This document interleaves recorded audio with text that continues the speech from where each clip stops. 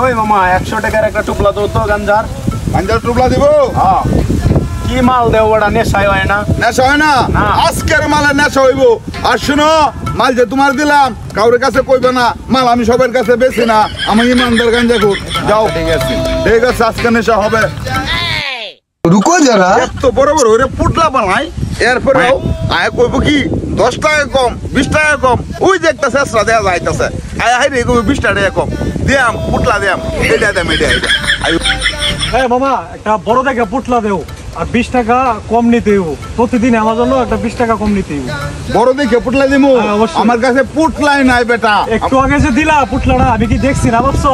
কারে দিছি পুটলা? কি বড় তোমার এখনই পুটলা দিতে হইব। আমি পুটলা দেবো না, যা বেটা যা। আমার কাছে আচ্ছা তাহলে আমার গ্যাং পার্টি নিয়ে আসি এখনই। যা বেটা, এটা গ্যাং না, কাজের ব্যবসা করি কি তা ধরে করি বেটা। এই তোরা এখানে বসে রইছস? কি হইছে?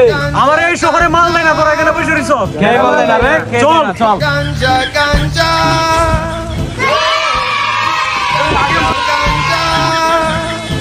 আগে মাল দিলি না, তুই কি চিনস? আমি চিল্লুর 22 টাকা দিয়েছি।